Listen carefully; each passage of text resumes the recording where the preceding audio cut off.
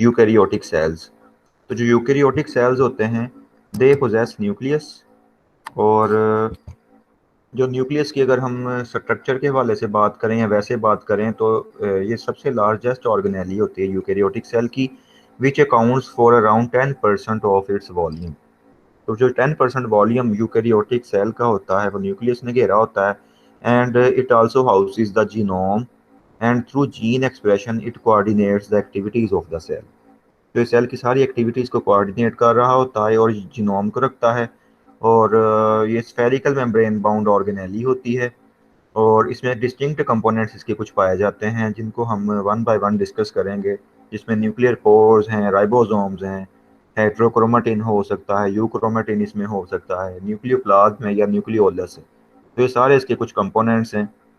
So, considering its importance in the storage and utilization of genetic information, the nucleus of a eukaryotic cell has a rather undistinguished morphology. And the contents of the nucleus are present as a viscous amorphous mass. तो ये एक viscous होता है, काफ़ी thick होता है, और without any shape mess होता है, और इसके अंदर जो मटेरियल पाया जाता है, and it is enclosed bye a complex nuclear envelope.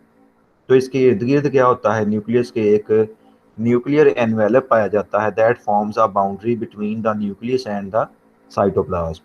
तो न्यूक्लियस और साइटोप्लाज्म के इर्द गिर्द एक जो बाउंड्री बनती है वो क्या होता है, इसके न्यूक्लियर एनवेलप उसको बना रहा होता है।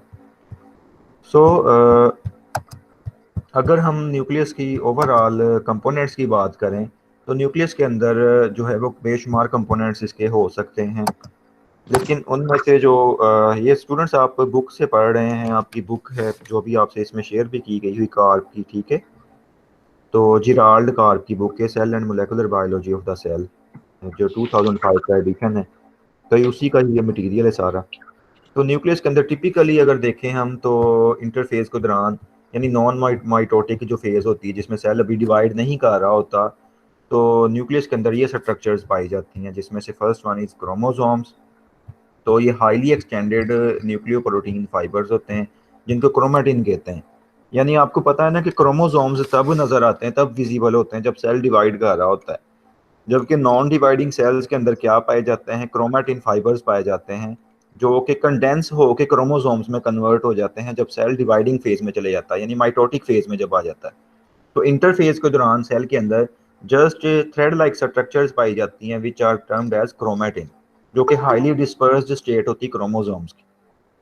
अगर क्रोमोसोम्स की हाईली कंडेंस्ड फॉर्म हो तो वो क्रोमोसोम्स हैं क्रोमेटिन की। अगर क्रोमेटिन जो है हाईली डिस्पर्स्ड है तो वो हम उसको कह सकते हैं कि उसको हम क्रोमेटिन का नाम दे देते हैं। यानी फाइबर्स अगर डिस्पर्स्ड फॉर्म में तो क्रोमेटिन है, अगर उस कंडेंस्ड फॉर्म में तो वो क्रोमोसोम्स कहलाते हैं।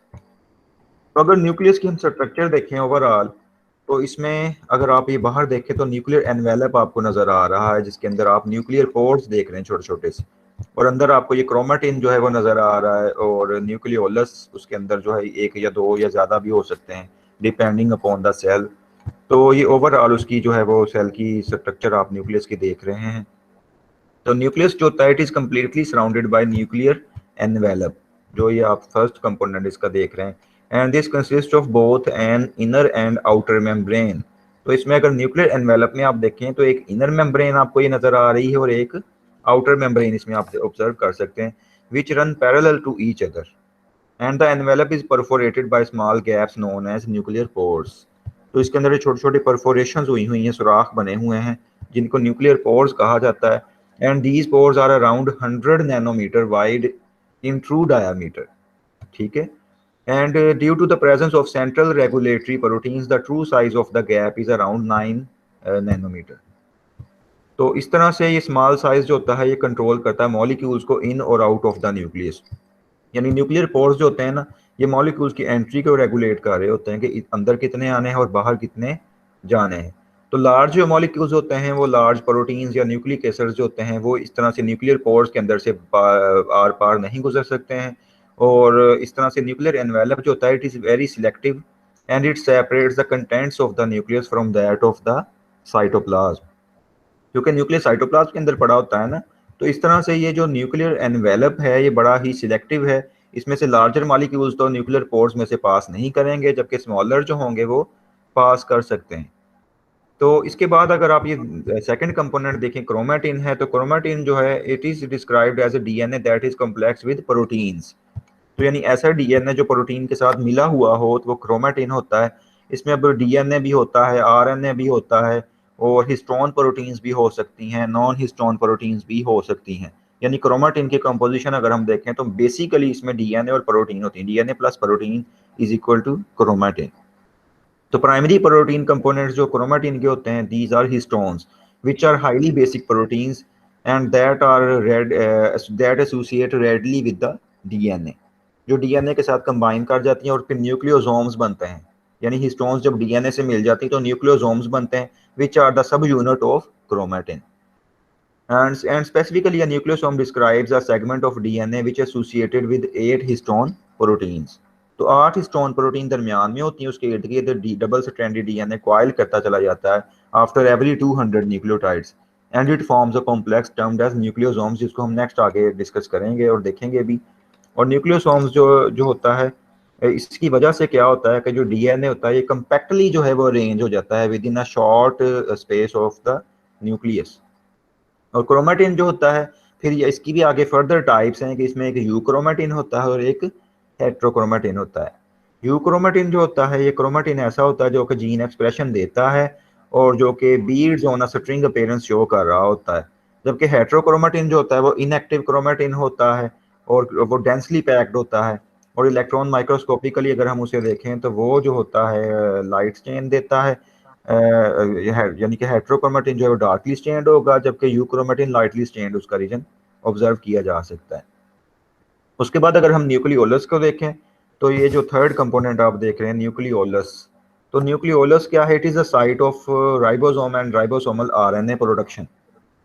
तो यहाँ पे राइबोसोम्स की भी प्रोडक्शन होती है, राइबोसोमल आरएनए की भी प्रोडक्शन होती है। और इसके अलावा अगर हम माइक्रोस्कोपी में देखें तो ये लार्ज डेंस स्पॉट नजर आ रहा होता है विद इन द न्यूक्लियस। जैसे आप यहाँ पे आप ऑब्जर्व कर रहे हैं तो आपको एक लार्ज डेंस स्पॉट की तरह नजर आ रहा है इसके अंदर। और जब सेल डिवाइड कर रहा होता है तो न्यूक्लियोलस जो होता है ये उस वक्त बनता है, और क्रोमोसोम्स जो होते हैं ये इनको न्यूक्लियोलर ऑर्गेनाइजिंग रीजन्स के अंदर फिर लाया जाता है, और सेल डिवीजन के दौरान क्या होता है, न्यूक्लियोलस जो होता है वो डिसअपीयर हो जाता है। तो इस तरह से ये इसके कंपोनेंट्स हैं कुछ न्यूक्लियस के, जो अभी आपसे मैं डिस्कस करूंगा वन बाय वन। अब ये देखें न्यूक्लियस को एक और डायग्राम में दिखाया गया है। अब यहाँ पे आप ऑब्जर्व कर सकते हैं ये न्यूक्लियर पोर्स हैं, ये क्रोमेटिन है, ये न्यूक्लियोलस है, न्यूक्लियोप्लाज्म है इसके अंदर, और न्यूक्लियर एनवेलप है। तो ये इसके कंपोनेंट्स हैं न्यूक्लियस के टोटल ओवरऑल। और ये न्यूक्लियस की स्ट्रक्चर अगर हम देखें तो ये देखें कि न्यूक्लियस है, तो न्यूक्लियस के बिल्कुल बाहर की तरफ, जैसे आप पढ़ा करते थे लेक्चर्स में क्लास में, कि ये रफ एंडोप्लाज्मिक रेटिकुलम है, जो कि न्यूक्लियर मेम्ब्रेन जो होती है इट इज़ कॉन्टिन्यूस विद यानी कि जो है वो एंडोप्लाज्मिक मेम्ब्रेन्स। तो इस तरह से ये आपस में जो है वो इंटरकनेक्टेड हैं। ये न्यूक्लियोलस है, ये क्रोमेटिन फाइबर्स हैं, और ये स्मूथ एंडोप्लाज्मिक रेटिकुलम है उसके बाहर की तरफ। तो इस तरह से न्यूक्लियस जो है इसके एक पूरा ओवरऑल सेल है। तो प्लांट सेल जो आपको पता है उसके अंदर पेरीफ्री में न्यूक्लियस पाया जाता है, एनिमल सेल के अंदर तकरीबन मिडल जो होता है सेंटर होता है सेल का, वहां पे न्यूक्लियस पाया जाता है। प्लांट सेल में क्यों साइड पे होता है? क्योंकि वहां पे दरमियान में क्या होता है, एक लार्ज वैक्यूल ने एरिया को कवर किया होता है। अब अगर न्यूक्लियस के स्ट्रक्चर की बात करें तो इसमें जैसे पहले मैंने आपको बताया न्यूक्लियर एनवेलप था, दूसरा अगर आप देखें इसमें कंपोनेंट तो वो क्या है, वन और मोर न्यूक्लियोलाई, जिसका भी मैं बता रहा था आपको कि न्यूक्लियोलाई जो होते हैं यहाँ पे क्या चीज़ प्रिपेयर की जाती है। यहाँ पे इसके अंदर जो होता है वो यानी कि राइबोसोम और राइबोसोमल आरएनए की प्रोडक्शन होती है, and it is irregularly shaped electron dense structures that function in the senses of ribosomal RNA and the assembly of ribosomes। तो राइबोसोमल आरएनए भी इधर ही बनता है और राइबोसोम्स को असेंबल या इकट्ठा भी यहाँ पे किया जाता है। इसके बाद थर्ड कंपोनेंट है nucleoplasm. It is a fluid substance in which the solutes of the nucleus are dissolved. तो उसके अंदर एक फ्लूइड सब्सटेंस होता है पड़ा हुआ, जिसके अंदर सोल्यूट्स वगैरह डिसॉल्व हुए होते हैं, उसको न्यूक्लियोप्लाज्म कहते हैं। और इसका जो लास्ट कंपोनेंट है इस बुक के अकॉर्डिंग वो है न्यूक्लियर मैट्रिक्स, जिसमें प्रोटीन कंटेनिंग फाइब्रिलर नेटवर्क पाया जाता है। यानी जो ये बुक है इसके मुताबिक ये 4 कंपोनेंट्स हैं, लेकिन अक्सर आथर इसको 5 कंपोनेंट्स में डिवाइड करते हैं। अब न्यूक्लियर एनवेलप को अगर देखें हम, जो आउटर आपको ये वाली कवरिंग दिखाई गई थी, ठीक है, वन बाय वन हम इसको डिटेल में डिस्कस करेंगे। ये जो आपको डबल मेम्ब्रेनस आपको एक कवरिंग दिखाई गई थी, इसकी अब हम डिटेल देखते हैं। तो न्यूक्लियर एनवेलप जो it separates the cell's genetic material from the surrounding cytoplasm, and it may be a single most important feature that distinguishes eukaryotes from prokaryotes, and it makes the appearance of the nuclear envelope a landmark in biological evolution. So nuclear envelope जो है, it consists of two cellular membranes which are arranged parallel to one another and separates by 10 to 50 micro nanometre. ठीक है, तो इनका distance आपस में कितना है दोनों का, मेम्ब्रेन्स का 10 से 50 नैनोमीटर तक हो सकता है। इसमें दो सेलुलर मेम्ब्रेन्स हैं, and the membranes of the nuclear envelope serves as a barrier that keeps ions, solutes, and macromolecules from passing freely between the nucleus and cytoplasm.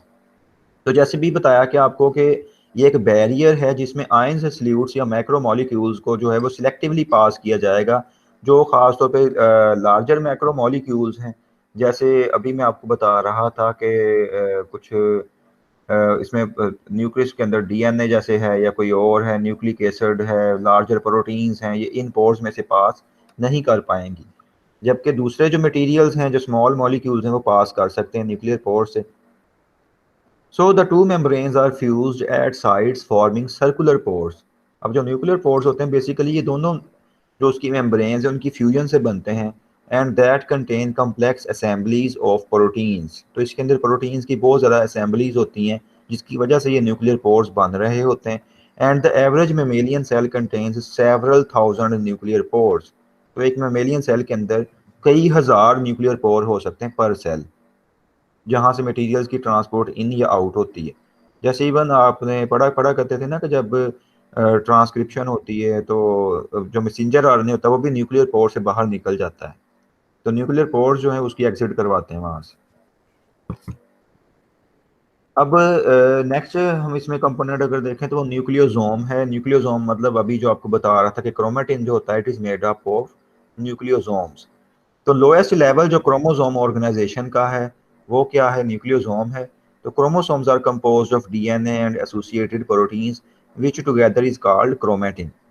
तो डीएनए प्लस प्रोटीन्स जो होंगी, हिस्टोन हो या non histone proteins हो, तो chromatin बना देती हैं।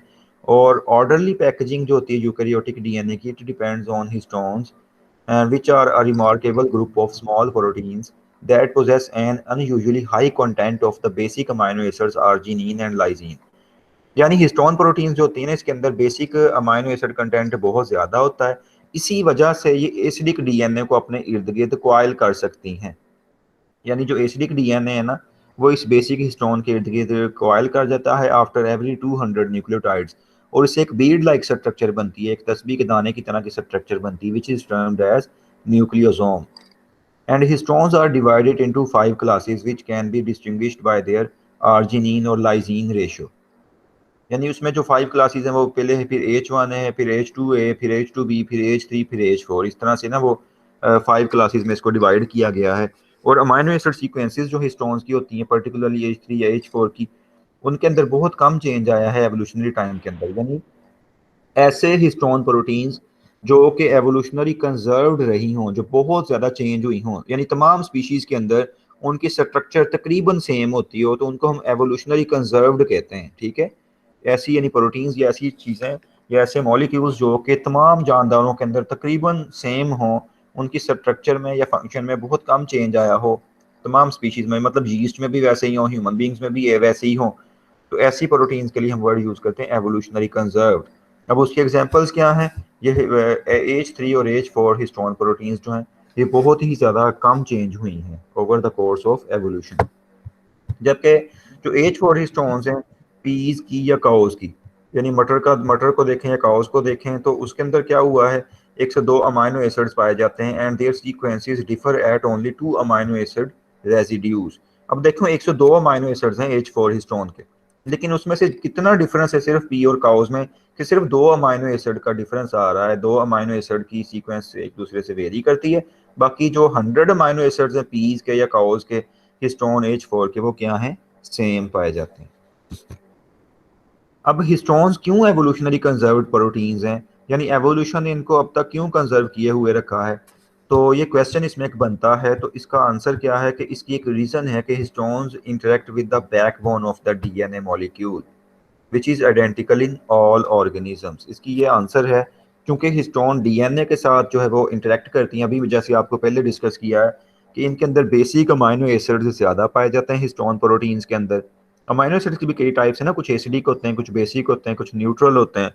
तो हिस्टोन प्रोटीन्स में बेसिक ज़्यादा पाए जाते हैं, जैसे आर्जिनिन है, लाइजीन है। आपको पता है कि 20 kinds of amino acids are present within our body.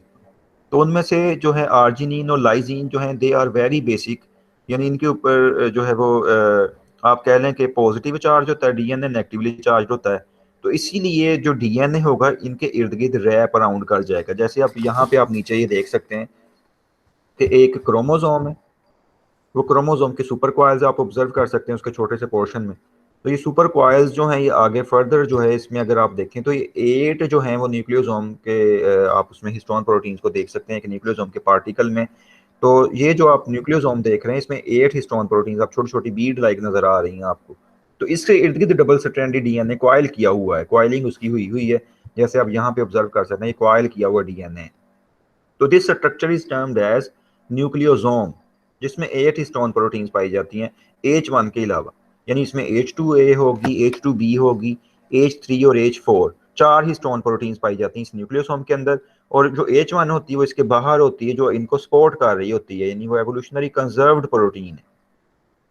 तो वो टिश्यू स्पेसिफिक फॉर्म्स, सॉरी वो एवोल्यूशनरी कंजर्व्ड नहीं है, उसकी टिश्यू स्पेसिफिक फॉर्म्स होती हैं H1 की, यानी उसकी स्ट्रक्चर डिफर करती है। जबकि बाकी ये वाली जो सारी हैं they are basically evolutionary conserved protein, जिनमें से हिस्टोन H3 और H4 तो बहुत ही ज़्यादा एवोल्यूशनरी कंजर्व्ड है, जैसे अभी हमने लास्ट स्लाइड में डिस्कस किया। तो ये न्यूक्लियोसोम जो है इसमें देखें ये हिस्टोन प्रोटीन्स आप अकेली अकेली देख रहे हैं। तो इनके नेम होते हैं, जैसे H2A है, H2B है, H3 और H4, जो कि इसकी बीड बनाती हैं। 4 हिस्टोन प्रोटीन्स बनाती हैं बीड, H2A, H2B, H3 और H4। तो इस तरह से फिर उसके इर्द गिर्द अगर आप देखें तो ये डबल स्ट्रैंडेड डीएनए क्वाइल किया हुआ आपको नजर आ रहा है। तो इस तरह से हिस्टोन्स जो होती हैं दे आर एवोल्यूशनरी कंजर्व्ड, क्योंकि ये उस डीएनए के साथ क्वाइल करती हैं जो कि तमाम जानदारों के अंदर तकरीबन सेम आइडेंटिकल है। तो इसी वजह से हिस्टोन्स जो हैं they are so highly conserved, which means they are present in the same ratio, और दे आर प्रेजेंट यानी जिसमें हम कह सकते हैं कि इनकी सब की स्ट्रक्चर जो है वो बिल्कुल तकरीबन सेम है हिस्टोन्स तमाम स्पीशीज के अंदर। तो एवोल्यूशनरी ये कंजर्व्ड है या हाईली कंजर्व्ड समझी जाती हैं।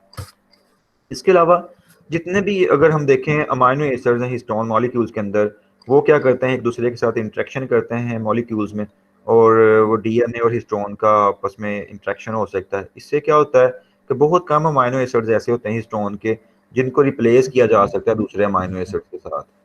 क्योंकि अब देखें सारे अमाइनो एसिड्स जो हिस्टोन के हैं उसके इर्द गिर्द डीएनए क्वाइल किया हुआ है, तो इसलिए रिप्लेसमेंट की जरूरत नहीं रह गई, इसलिए एवोल्यूशनरी कंजर्व्ड है हिस्टोन प्रोटीन्स। स्टूडेंट्स ये क्लियर हो गया आपको पॉइंट कि histones, why histones are so highly conserved proteins. Yes sir. अब ये देखें न्यूक्लियोसोम आप देख सकते हैं। तो न्यूक्लियोसोम अभी जैसे आपको बता रहा था कि हिस्टोन प्रोटीन्स ये आप अंदर देख रहे हैं, इसमें ये देखें हर हिस्टोन प्रोटीन 2 दफा रिपीट होगी, यानी 4 हिस्टोन प्रोटीन्स टोटल होती हैं एक न्यूक्लियोसोम के अंदर। उनमें से कौन कौन सी होती हैं?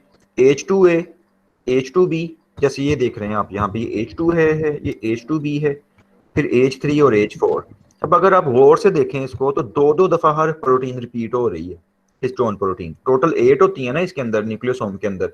तो double stranded DNA after every 200 nucleotides, यानी जब 200 न्यूक्लियोटाइड डीएनए के कंप्लीट हो जाएंगे तो उसके बाद क्या करेगा, कॉइल कर जाएगा इस हिस्टोन प्रोटीन के इर्द गिर्द, इस बीड के इर्द गिर्द, और इसे कॉम्प्लेक्स बनता है which is termed as nucleosome. तो न्यूक्लियोसोम का मतलब क्या बनता है? Nuclear body. Nucleo means nuclear, soma means body. तो ये एक न्यूक्लियर बॉडी बनाती हैं। और इसमें अगर आप गौर करें तो जैसे यहाँ पे आप ये ऑब्जर्व कर सकते हैं कि H2A, H2B, H3 और H4 2-2 दफा रिपीट हुए हैं। ये H2A रिपीट हुआ है, ये देखें यहाँ पे H2A है, फिर H2A, फिर H2B और H2B, फिर H3 और H3, फिर H4 और H4। यानी ये टोटल जो 4 हिस्टोन प्रोटीन्स होती हैं जो न्यूक्लियोसोम बनाती हैं एक बीड लाइक स्ट्रक्चर बनाती हैं। और पांचवी जो हिस्टोन होती है वो बाहर, ये देखें उसको जो है वो सपोर्ट कर रही होती है, उसके साथ जुड़ी होती है, जो इस बीड लाइक स्ट्रक्चर को एक महफूज रखती है या डीएनए को बाइंड करके इसके ऊपर रखती है। ये देखें, ये बाइंडिंग का रोल प्ले कर रही है हिस्टोन H1 जो होती है। तो H1 जो होती है ये टिश्यू स्पेसिफिक फॉर्म्स रखती है और ये वेरी करती फ्रॉम स्पीशीज टू स्पीशीज। जबकि ये जो अंदर वाली हैं ये सारी की सारी एवोल्यूशनरी कंजर्व्ड हैं, ये तमाम स्पीशीज में तकरीबन एक जैसी ही पाई जाती हैं। और क्यों कंजर्व्ड होती है पिछली स्लाइड में हमने डिस्कस कर लिया, क्योंकि ये सारे के सारे डीएनए इनके इर्द गिर्द कॉइल किया होता है, कोई भी स्टोन ऐसी नहीं होती जो कि डीएनए के साथ इंटरेक्शन ना कर रही हो, इसीलिए they are evolutionary conserved histone proteins. अब ये देखें दरमियान में कुछ डीएनए ऐसा होता है जो दो हिस्टोन प्रोटीन्स के दरमियान आ रहा होता है, इसको लिंकर डीएनए कहा जाता है, ठीक है। तो उसके बाद फिर देखेंगे अगला डीएनए वो कॉइल उसके इर्द गिर्द किया हुआ, बीड्स के इर्द गिर्द इस तरह से डबल स्ट्रैंडेड डीएनए कॉइल किया हुआ, और उसका जो ये डायमीटर देखें तो 10 नैनोमीटर तकरीबन डायमीटर बनता है। लेकिन ये भी स्पीशी टू स्पीशी थोड़ा बहुत वेरी करता है, कुछ में 11 होता है, कुछ में 12 होता है, इस तरह से ये वेरी करता है। और इवन इसको जो है आगे अगले टॉपिक्स में हम डिस्कस करेंगे कि इसको ऑब्जर्व करने के लिए रॉजर कॉर्नबर्ग ने ना 1974 में जो है वो इस न्यूक्लियोसोम टर्म को जो है कॉइन किया था, और उसने ही इसके बारे में बताया था। उसने माइक्रोकोकल न्यूक्लियेज एक एंजाइम लेके डीएनए को डाइजेशन की थी इसकी। तो उसने देखा था कि डीएनए की जब डाइजेशन की जाती है ना तो 200, 400, 600, 800, 1000 इस तरह से जो है ना डीएनए की कटिंग होती है। आफ्टर 200 न्यूक्लियोटाइड, फिर 400 न्यूक्लियोटाइड, फिर 600 न्यूक्लियोटाइड के बाद तो इस स्पेसिफिक पैटर्न के साथ जो है ना वो कटिंग डीएनए की आ रही थी एंजाइम के साथ, माइक्रोकोकल न्यूक्लियस के साथ।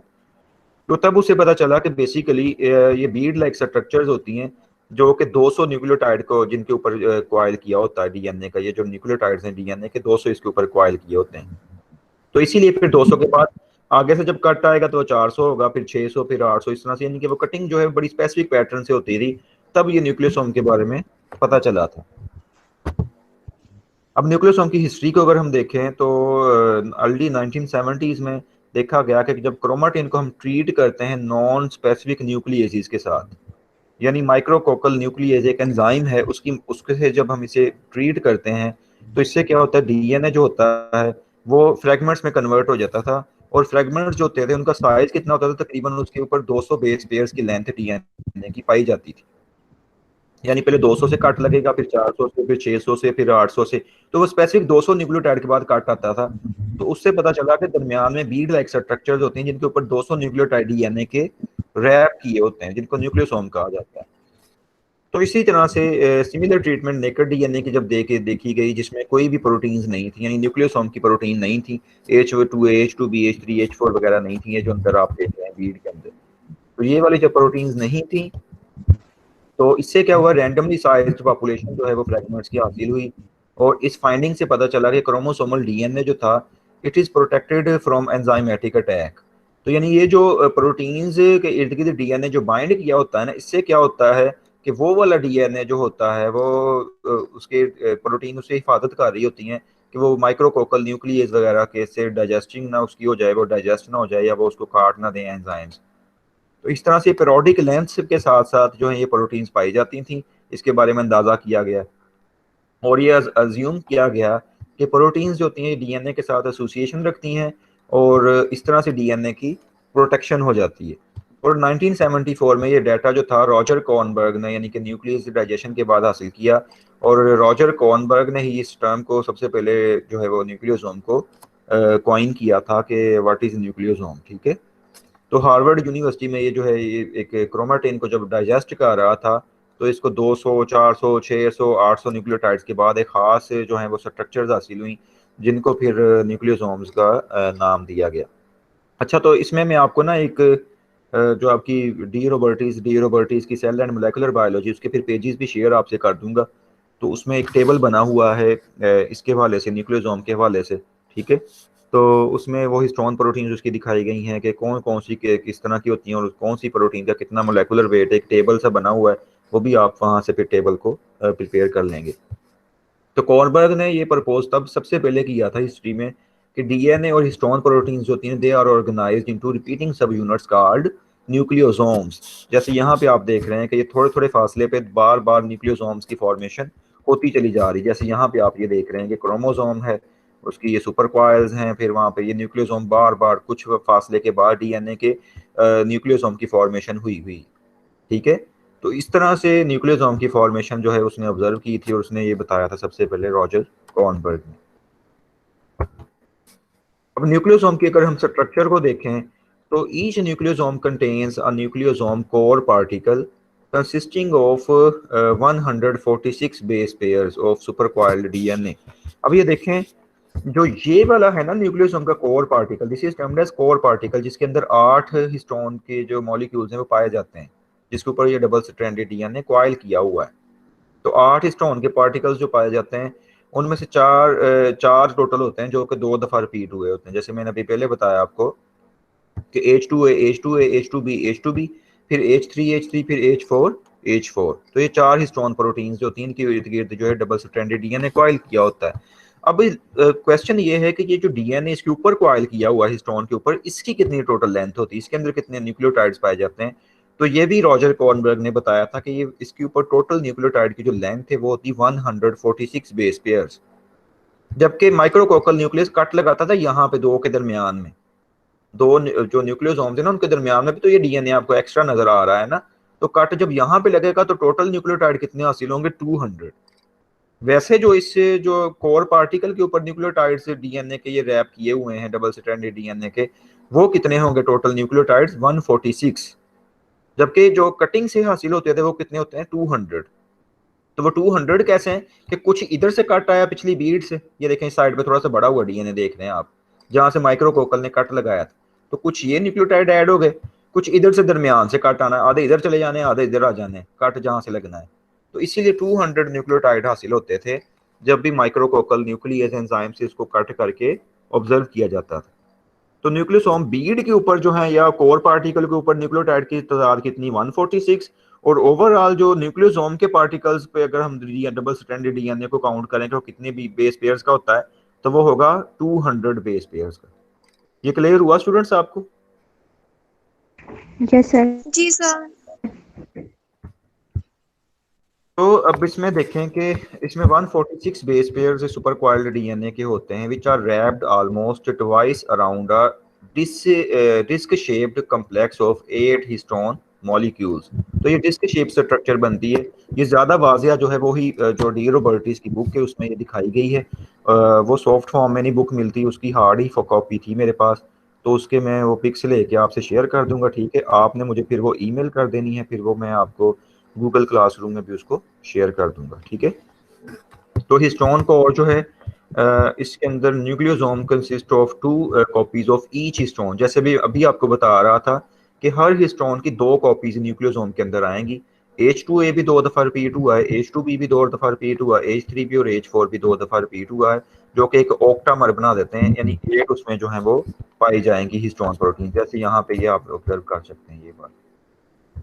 जबकि H1 जो है बाहर पाई जाती है, जो डीएनए को वहां पे उसके साथ अटैच करने में हेल्प करती है डीएनए, ताकि यहाँ से डिसमेंटल ना हो जाए, उतर ना जाए। तो H1 उसको वहां पे डीएनए को अटैच कर रही है, इस न्यूक्लियोसोम के इर्द गिर्द बाइंड करने में हेल्प करती है। H1 प्रोटीन जो है ये इस न्यूक्लियोसोम का हिस्सा नहीं है, ये आपने याद रखना है। हिस्टोन की 5 टाइप्स हैं, जिनमें से 4 जो है इस न्यूक्लियोसोम का हिस्सा है, 5वीं H1 जो है वो इसका हिस्सा नहीं है। अब इसमें जो है रिमेनिंग हिस्टोन जो है type H1, it resides outside the nucleosome core particle. तो ये यहाँ पे आप ये येलो वाली देख सकते हैं, तो ये न्यूक्लियोसोम कोर पार्टिकल के बाहर की तरफ पाई जाती है, जो कि इस डीएनए को इसके साथ अटैच करने में हेल्प कर रही है। जैसे यहाँ पे आप इधर इस तरफ भी देख सकते हैं न्यूक्लियोसोम, कि वो यहाँ से हिल ना जाए, मूव ना करे, वो इसके ऊपर अच्छी तरह से लगा हुआ रहे। तो ये टेप की तरह काम करती है, ठीक है। उसको वहाँ पे उसके एरिया में अटैच करने में या वहाँ पे फिक्स रखने में उसको हेल्प करती है डीएनए को, H1 जो होती है। अब न्यूक्लियोसोम की स्ट्रक्चर में H1 histone is refer to as a linker, क्योंकि ये लिंक कर रही है, लिंकर हिस्टोन इसको कहेंगे, because it binds to the part of the linker DNA that connects one nucleosome core particle to the next. तो ये उस लिंकर डीएनए के साथ बाइंड की हुई है ना, जो एक न्यूक्लियोसोम के पार्टिकल को दूसरे से अटैच कर रही थी। ये देखें H1 जो है यहाँ पे लगी हुई है, इससे आगे ये डीएनए आगे लिंकर शुरू हो रहा है। जो कि अगले न्यूक्लियोसोम के साथ जुड़ना है। तो इसलिए H1 को भी लिंकर प्रोटीन भी कह दिया जाता है, लिंकर हिस्टोन प्रोटीन।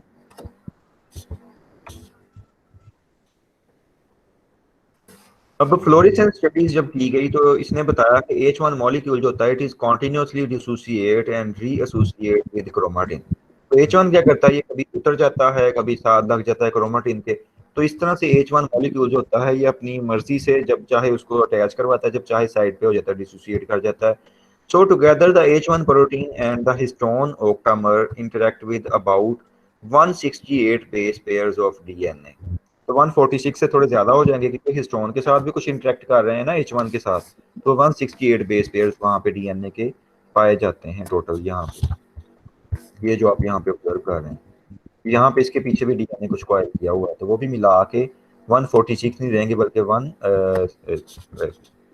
उससे ज्यादा हो जाएंगे ये वाले, तकरीबन 168 हो। अब H1 हिस्टोन मॉलिक्यूल्स होता है, it can be selectively removed from the chromatin fibres by subjecting the preparation to solutions of low ionic strength. तो H1 क्योंकि बाहर की तरफ है, इसको आसानी से हम रिमूव कर सकते हैं जब हम सॉल्यूशन को आयनिक स्ट्रेंथ देंगे। और H1 डिप्लीटेड क्रोमेटिन जो होता है it is observed under the electron microscope and the nucleosome core particles and the naked linker DNA can be seen as a separate elements which together appear like beads on a string।